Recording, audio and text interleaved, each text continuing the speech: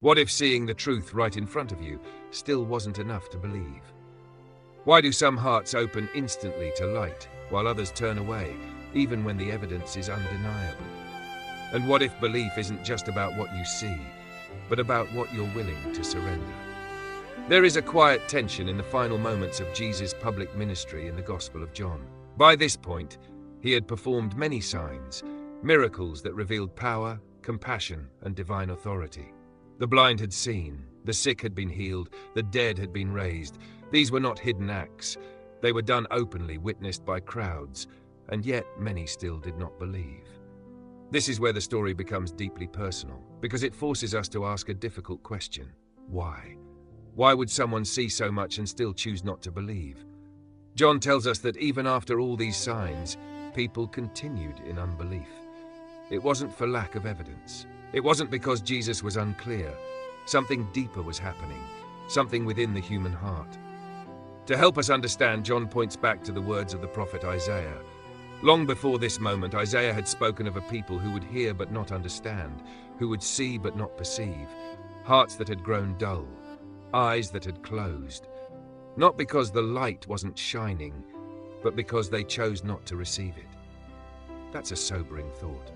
Unbelief is not always about ignorance. Sometimes it's about resistance. Sometimes the truth challenges us in ways we're not ready to accept. It asks us to change, to let go, to admit that we are not in control, and that can feel uncomfortable. John also reveals something even more subtle, something that might be even more relatable. He says that many of the leaders actually did believe in Jesus, but they wouldn't admit it openly. Why? Because they were afraid. Afraid of being rejected, afraid of losing their position, afraid of what others would think. And then comes a line that cuts straight to the heart. They love the glory that comes from man more than the glory that comes from God. It's easy to read that and think about them. But if we're honest, this struggle isn't limited to the past. How often do we hold back what we believe because of how it might be received? How often do we stay silent when we feel something stirring inside us because we don't want to stand out? How often do we choose comfort over truth? Belief is not always a simple, clear decision. Sometimes it's a quiet internal battle, a tension between what we sense is true and what feels safe. Jesus, knowing all of this, speaks one final time to the crowd. His words are not just an explanation, they are an invitation. Whoever believes in me believes not in me, but in him who sent me. He's pointing beyond himself to the Father, to the source, to the one who sent him into the world. And then he says something powerful. Whoever sees me sees him who sent me.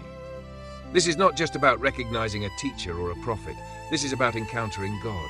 In Jesus, the invisible becomes visible. The distant becomes near. The unknown becomes known. And yet people still struggle to believe. Jesus continues, I have come into the world as light, so that whoever believes in me may not remain in darkness. Light. It's a simple image, but it carries deep meaning. Light reveals, light exposes, light makes things clear. But here's the thing about light. It can also be uncomfortable, because it shows us things we might prefer to keep hidden. It challenges the parts of our lives that don't align with truth, and sometimes instead of stepping into the light, we turn away from it. Not because the light is wrong, but because it asks something of us. Jesus makes it clear, his purpose is not to condemn. If anyone hears my words and does not keep them, I do not judge him, for I did not come to judge the world, but to save the world. There is compassion in his voice, patience, a desire to rescue, not to reject. But he also speaks honestly about the weight of our choices. The word that I have spoken will judge him on the last day. In other words, truth doesn't disappear just because we ignore it. It remains, it stands, and one day it will be what we are measured against. This is not meant to create fear, it's meant to awaken awareness. Because every moment we are given is an opportunity to respond, to listen, to consider what we are doing with the light we've been given. Jesus emphasizes that everything he has spoken comes from the Father. He is not speaking on his own authority.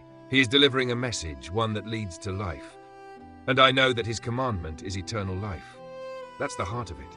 Not rules for the sake of control, not words for the sake of religion, but a path that leads to life, real, lasting, unshakable life.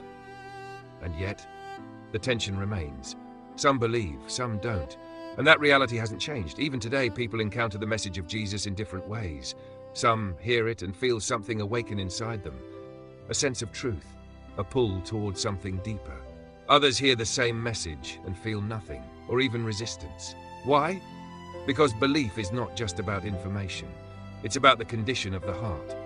It's about whether we are open or closed, whether we are willing to step into the light or remain where it feels familiar. And sometimes the barrier isn't doubt, it's pride. Sometimes it's fear. Sometimes it's the desire to hold on to control. But here's something important to remember. Jesus never forced belief. He invited it. He spoke truth. He revealed light, but he allowed people to choose.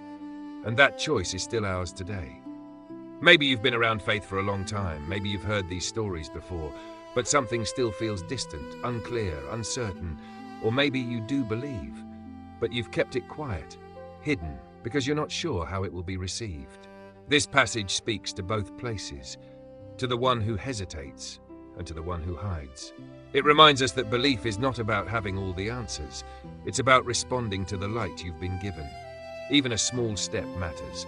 Even a quiet yes matters. Because belief is not a performance. It's a relationship, a willingness to trust, to follow, to open your heart, even when it feels vulnerable. And unbelief? It's not always loud or obvious. Sometimes it looks like delay, like saying maybe later, like avoiding the question altogether. But time moves forward, and the invitation doesn't stay open forever. That's why Jesus says, walk while you have the light. There is urgency in that statement, not pressure, but awareness, because opportunities can pass, moments can fade, and what we do with them matters. This isn't about perfection, it's about direction. Are we moving toward the light or away from it? Are we allowing truth to shape us, or are we keeping it at a distance? The reality is, belief changes something inside you. It shifts your perspective, it redefines your priorities, it gives you a different way of seeing the world. And that kind of change can feel unsettling at first. But it also brings peace, clarity, purpose. Because when you begin to see through the light of Christ, things that once felt confusing start to make sense. Things that once felt empty begin to carry meaning. And even in difficult moments, there is a sense that you are not alone, that you are being guided, that there is something greater at work. This passage doesn't end with a dramatic conclusion.